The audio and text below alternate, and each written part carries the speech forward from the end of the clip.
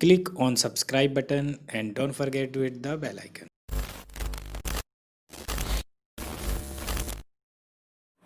Hello everyone, मेरा नाम राहुल शिवहरे और आज हम लोग पढ़ने जा रहे हैं फिजिकल चेंज। तो क्या होते हैं फिजिकल चेंजेस, आज हम लोग देखने जा रहे हैं। तो बेटा सबसे पहली बात जो होती है फिजिकल चेंजेस में वो जो होती है कि जो फिजिकल चेंज होती है उनमें सिर्फ और सिर्फ फिजिकल स्टेट ही चेंज होती है। केमिकल कंपोजिशन में किसी भी प्रकार का कोई भी चेंज नहीं आता है। क्या बोला?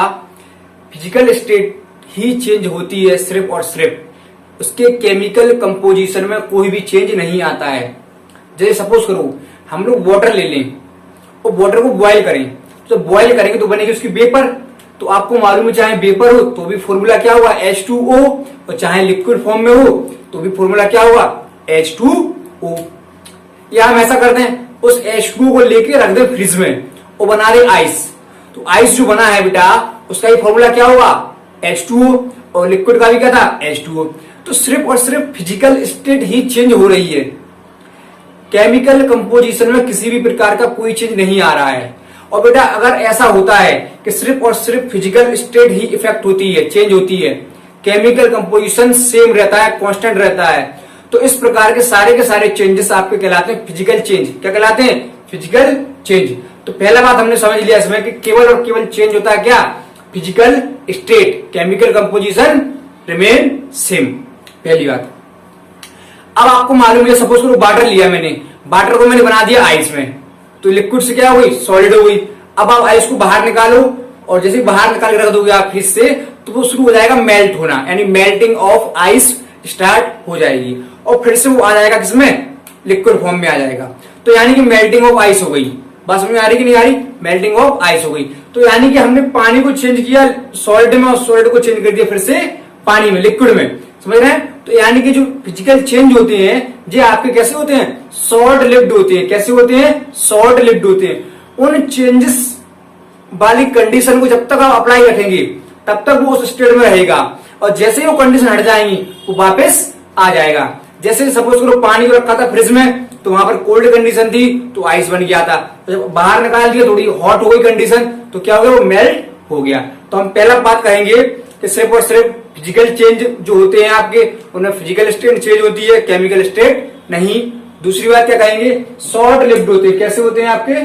शॉर्ट लिव्ड होते हैं। ठीक है, जब तक उन फैक्टर का इफेक्ट रहेगा तब तक वो वहां पर रहेगा, उसके बाद वापस आ जाएगा। समझ गया? शॉर्ट लिव्ड होते हैं। तीसरी बात क्या होती है? अगर हम सपोज करो पानी को रखो फ्रिज में, आइस बना लो, आइस को बाहर निकालो पानी बना लो, फिर से रख दो फिर से आइस बना लो, फिर से बाहर निकालो पानी बना लो। समझ रहे हैं? यानी बार बार आप रिपीट कर सकते हो उस चीज को, बार बार आइस से पानी, पानी से आइस। यानी कि ये जो प्रोसेस होती है कैसी होती है आपकी? टेम्परेरी होती है। कैसी होती है? टेम्परेरी होती है। और पहली बात टेम्परेरी होती है। दूसरी बात क्या? अब जब हम आइस से लिक्विड और लिक्विड से आइस जा रहे थे तो यानी दोनों ही डायरेक्शन में काम हो रहा था अपना, दोनों ही डायरेक्शन में अपना काम हो रहा था। और जब कोई रिएक्शन दोनों डायरेक्शन में होती है तो बेटा उसको बोलते हैं हम लोग रिवर्सिबल। क्या बोलते हैं? रिवर्सिबल। बोथ डायरेक्शन है, फॉरवर्ड भी होती है और बैकवर्ड भी होती है। यानी जो reaction forward as well as backward होती है उनको हम लोग बोलते हैं बेटा क्या? Reversible reaction. तो फिजिकल चेंज में हमने चार बातें सीखी। सबसे पहली बात सीखी सिर्फ और सिर्फ फिजिकल स्टेट चेंज होगी, केमिकल कंपोजिशन नहीं। दूसरी बात शॉर्ट लिव्ड होते हैं। तीसरी बात टेम्परेरी होते हैं। चौथी बात रिवर्सिबल होती है। ठीक है बेटा, ये होते हैं आपके फिजिकल चेंज। अच्छा, आप कुछ एग्जांपल ले रहे हैं, जैसे बॉइलिंग ऑफ वाटर आप लोग समझ चुके हैं। बॉइल करो तो सिर्फ और सिर्फ वेपर बनेगी, सिर्फ और सिर्फ चेंज होगी क्या? Physical state. Melting of ice, ice से आया लिक्विड में और लिक्विड से जाओ आइस में, तो यानी क्या? Melting of ice. बस में आ रहे। उसका हम करेंगे डिसोल्यूशन ऑफ शुगर या यूरिया। आप शुगर को लीजिए, शुगर को पानी में डाल के घोलिए। आप जब आप घोलेंगे पानी में तो जो शुगर का जो फॉर्मूला था वो घुलने के पहले भी वही था और घुलने के बाद भी वही होगा, यानी कि उसका ब्रेक डाउन नहीं हुआ शुगर का, यानी कि केमिकल कंपोजिशन कांस्टेंट रहा उसका। सिर्फ और सिर्फ फिजिकल स्टेट चेंज हुई। घुलने के पहले सॉलिड फॉर्म में थी और उसका जब घोल दिया तो सॉल्यूशन फॉर्म में आ गई। समझ पा रहे हैं? अगर उस सॉल्यूशन को हम हीट करें और वाटर को कर दें इवोपरेट, तो जो बचेगा नीचे वो क्या बचेगा, आपका शुगर कंटेंट ही बचेगा। यानी कि इस प्रकार का जो चेंज हो रहा है वो कैसा हो रहा है, फिजिकल चेंज हो रहा है। कैसा हो रहा है, फिजिकल चेंज हो रहा है। अगला हम लोग देख रहे हैं क्या, वेपर चेंज इनटू वाटर। वही है, आपने क्या किया, पानी को क्या किया, वेपराइज किया और ऊपर से कुछ प्लेट लगा दी बर्तन के ऊपर। जब प्लेट लगा दिया आपने तो जो वेपर बनी, वेपर क्या हो गई, आपस में कंडेंस हो गई। और कंडेंस हो जाने के बाद किस फॉर्म में आ गई, वो वापस लिक्विड फॉर्म में आ गई। समझ गए बेटा, तो ये होता है वेपराइजेशन से लिक्विड फॉर्म में आना। ठीक, अगला होता है सब्लिमेशन ऑफ सॉलिड CO2। बेटा सब्लिमेशन क्या होता है, मैं पिछले टॉपिक में बात कर चुके हैं हम लोग इसमें। बेटा सब्लिमेशन होता है कि किसी भी सॉलिड सब्सटेंस को डायरेक्ट गैस फेज में ले जाना। नॉर्मली हम लोग क्या देखते हैं, जैसे सॉलिड होता है, सॉलिड को लिक्विड में लाते हैं, लिक्विड से गैस में जाते हैं, सॉलिड से लिक्विड और लिक्विड से गैस।